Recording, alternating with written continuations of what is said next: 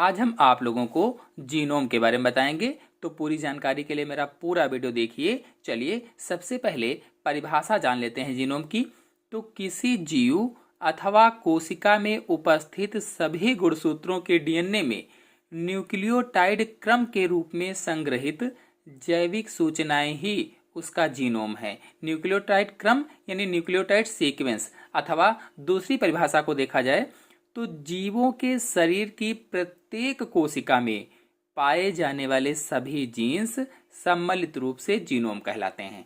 तो हम सभी लोग पिछले वीडियो में पढ़ चुके हैं कि जीवों का शरीर बहुत सी कोशिकाओं से मिलकर बना होता है और इन कोशिकाओं के केंद्रक में गुणसूत्र पाए जाते हैं और गुणसूत्रों में डीएनए होता है और डीएनए आनुवांशिक पदार्थ है जो माता पिता के लक्षणों को उनकी संतानों में ले जाता है और इन्हीं डीएनए पर जीन्स पाए जाते हैं। पहली परिभाषा को देखिए, किसी जीव अथवा कोशिका में उपस्थित सभी गुणसूत्र। तो हमने अभी आप लोगों को बताया कि जीवों का शरीर बहुत सी कोशिकाओं से मिलकर बना होता है और कोशिका के अंदर केंद्रक होता है, केंद्रक के अंदर गुणसूत्र पाए जाते हैं। तो कहा गया है किसी जीव अथवा कोशिका में उपस्थित सभी गुणसूत्रों के डीएनए।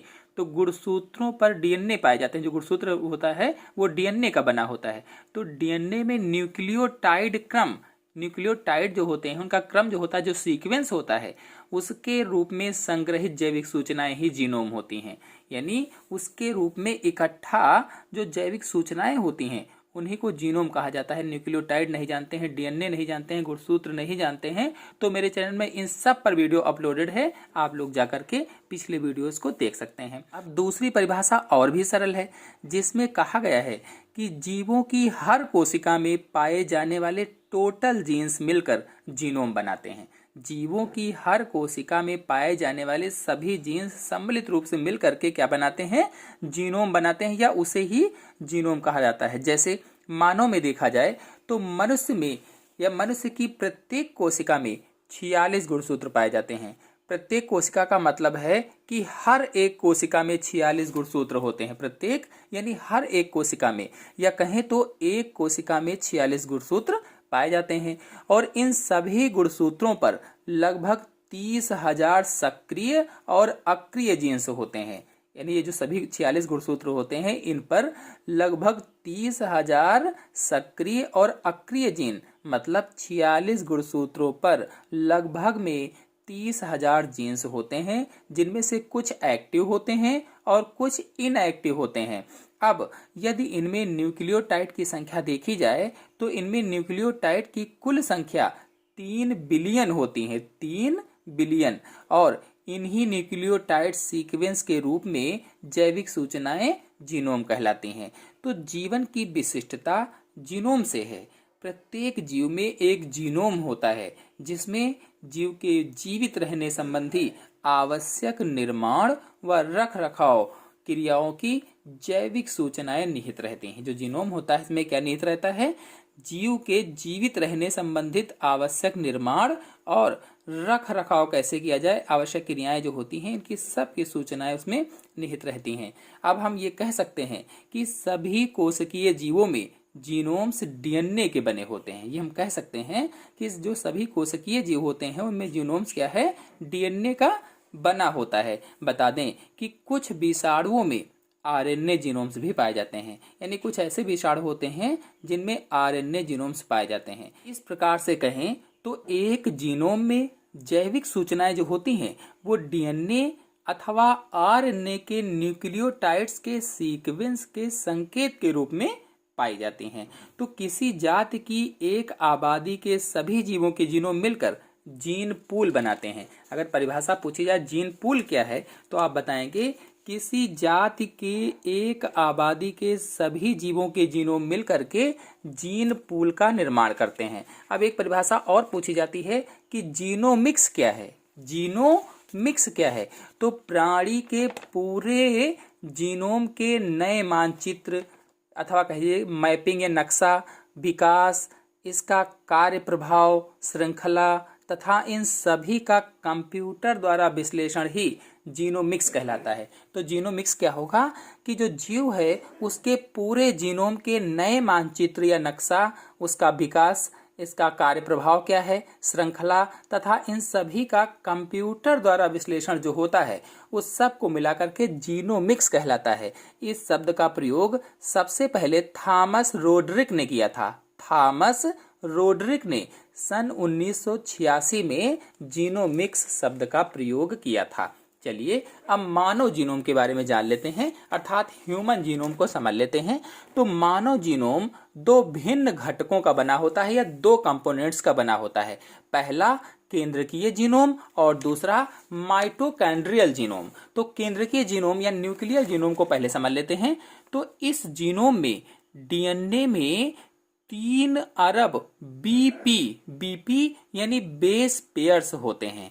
जो केंद्रकीय जीनोम होता है इसके डीएनए में लगभग में 3 अरब बेस पेयर्स होते हैं, जिन्हें 30 लाख केबी अथवा केबी को क्या कहते हैं, किलो बेस पेयर, जिन्हें 30 लाख किलो बेस पेयर या 3000 एमबी मतलब मेगा बेस पेयर, ये फुल नाम भी आप याद रखेंगे। बीपी यानी बेस पेयर, केबी यानी किलो बेस पेयर और एमबी यानी मेगा बेस पेयर के रूप में कहा जा सकता है।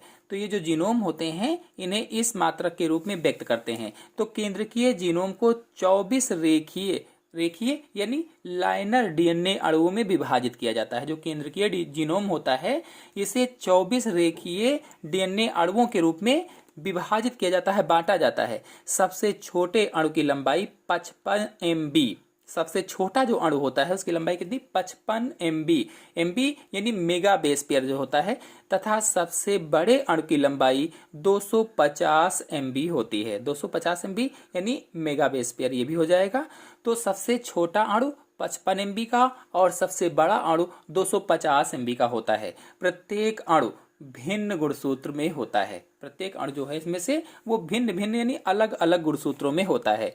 इस प्रकार 24 प्रकार के गुणसूत्रों में 22 ऑटोसोम्स तथा 2 लिंग क्रोमोसोम्स X और Y पाए जाते हैं। तो 22 प्रकार के ऑटोसोम्स होते हैं और 2 लिंग गुणसूत्र पाए जाते हैं। 2 लिंग गुणसूत्र कौन कौन से, X और Y होते हैं। तो यदि आप लोग क्रोमोसोम या गुणसूत्र के बारे में डिटेल से जानकारी चाहते हैं, कितने प्रकार के होते हैं, क्या क्या उनमें होता है, तो मेरे चैनल में फुल वीडियो अपलोडेड है, आप लोग जाकर के देख सकते हैं। अब आते हैं दूसरे घटक माइटोकॉन्ड्रियल जीनोम पर। तो यह वृत्ताकार डीएनए अणु है। जो माइटोकॉन्ड्रियल होता है यह वृत्ताकार डीएनए अणु होता है। यानी डीएनए अणु कौन कौन से प्रकार के होते हैं, वृत्ताकार और रेखाकार, मैंने पिछले वीडियो में आपको समझाया है।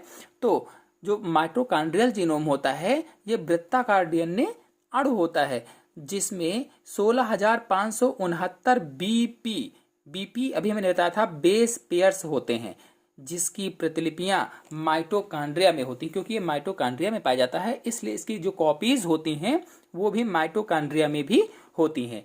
वयस्क मानव की लगभग, जो जवान व्यक्ति होता है, जो वयस्क पुरुष होता है, उसकी लगभग 10⁻13 कोशिकाओं में प्रत्येक कोशिका में जीनोम की अपनी अलग अलग प्रतिलिपि या प्रतिलिपियां होती हैं। यानी एक वयस्क मनुष्य की लगभग 10⁻13 कोशिकाओं में, लगभग में 10⁻13 कोशिकाओं में से प्रत्येक कोशिका में जीनोम की अपनी अलग अलग प्रतिलिपियां पाई जाती हैं, अलग अलग कॉपीज पाई जाती हैं।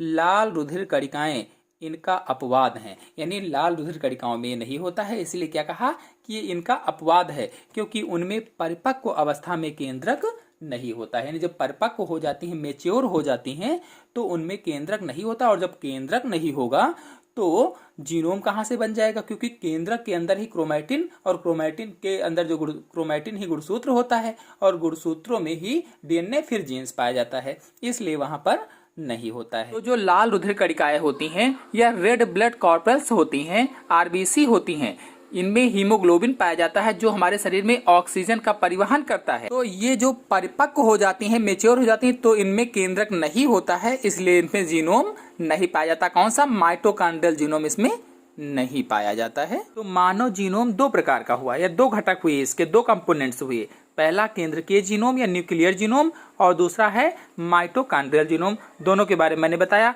और आज के वीडियो में मैंने आप लोगों को जीनोम क्या है, जीनोम की परिभाषा, जीनोमिक्स क्या होता है, जीन पूल क्या होता है, और मानव जीनोम के कितने घटक हैं, वो क्या क्या हैं, सब डिटेल में बताया।